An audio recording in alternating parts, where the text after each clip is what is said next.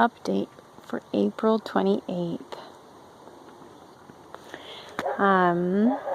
So I'm only going to touch on a few things. I don't remember what I said last time, and I've tried to record this multiple times, and then my children keep suddenly needing my attention. So over here I've got some yams or sweet potatoes, and this is my first time trying to grow them. So we'll see what happens with them. Obviously some things have bolted and I need to pull them out. Also, I thought this was garlic, and I started looking at it closer, and it is not garlic, and you can tell it's kind of purple. It looks to me like my Rosa di Milano onions, and I remember I had some old seed, and onions can be particular about fresh seed or not. And I'm pretty sure I just dumped them all out in one spot because I was having a hard time getting those ones to germinate as they were a little old, and they all seem to germinate. So I separated them out, and they haven't recovered yet. I also, this is my first time growing potatoes this way, where you let it grow eyes, you cut it, you let it grow a scab, and then you plant it. I'm not particularly hopeful about that, but I have some of them in this bed. Also, because this is real prime real estate for me right here, I had to transplant some of my parsnips. I really didn't want to, but if they don't survive, I'm not too terribly worried because they're not my favorite, or they're not the most expensive thing I would purchase at the store anyway. I do have some cucumbers, and some of them look kind of sad. Like this one's pretty yellow. And again, a lot of these have not recovered yet, and I may lose them. But over here I've got some silver slicer cucumber, and something has been eating it. Over here too, I've put out some slug bait, but we'll see. Nothing's come up on this one or that one. And here's my punicura. I grew these last year and they were pretty tasty. So that's it for that. Over here I was hoping to show you guys a picture of, we get problems with leaf hoppers. And I did see one earlier today. Let's see if I can find him for you. Okay, I think he's going to be shy, which is kind of funny. But anyway, we've had a real problem with these in the past. And I don't think they do so much damage of themselves, but they tend to spread like a virus or something like that. And we get a lot of them. So they just, and neem doesn't always seem to work on them.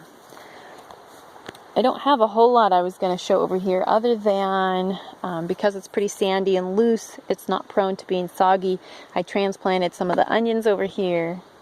My tomatoes are doing good. I've got some broccoli in here because it will take a while for my pumpkins to really take over this whole space like I have planned. My Kakai pumpkin, the hulless seed pumpkins, I have never successfully grown those.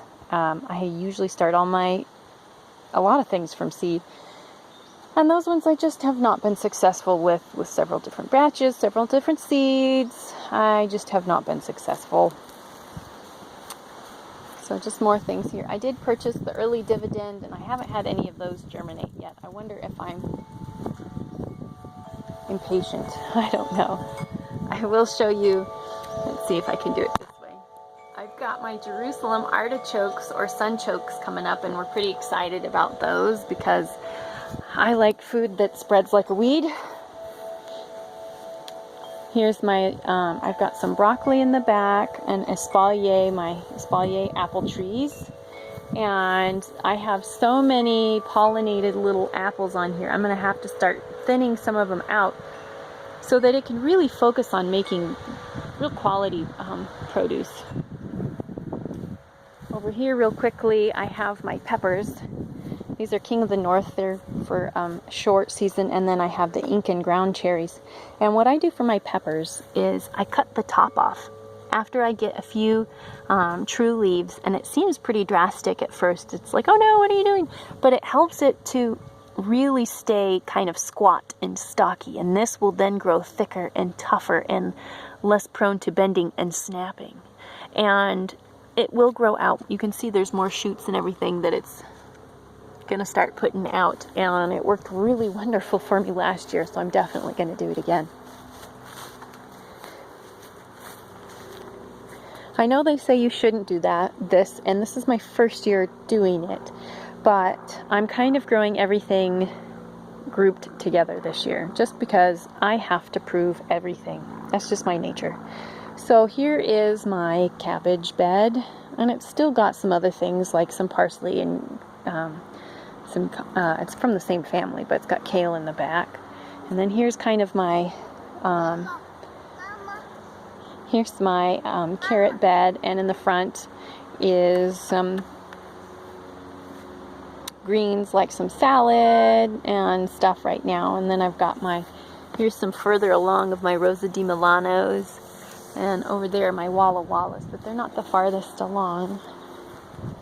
The thing in here I wanted to show you is my Dragon's Lingerie bush beans. They don't look very happy to me. They look yellowy, and so I need to do some research on what's going on with those, but they just don't look happy.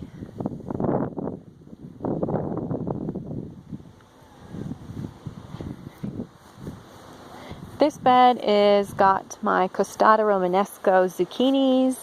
It's got one lonely little basil, which I just stuck somewhere.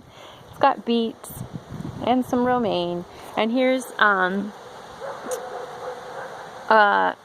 collard green that overwintered. And this is the kind I like. It's Champion, and I don't know if you can tell, but it's got waxy leaves which help it resist the little white moths that lay those caterpillars that love to munch on your garden.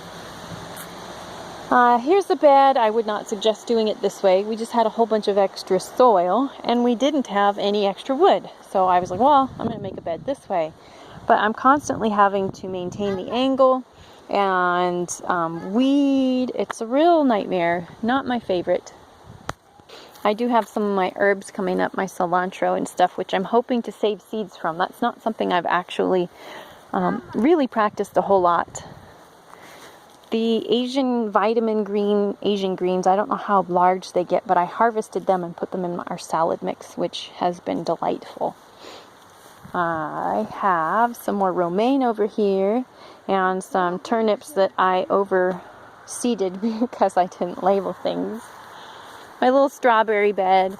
Now the thing with strawberries is they say you don't want to use the really old plants, and they spread like crazy. But because I'm in a raised bed, I mean, I have plenty of room. I could put them somewhere. It just might be a lot of work. So what I always do every year is I kind of yank them out, and I cut off all the dead leaves and any runners and stuff, and I keep a few small ones, some medium ones, and then just a couple of the older, larger ones. And it seems to work for me, so I always get a ton of strawberries.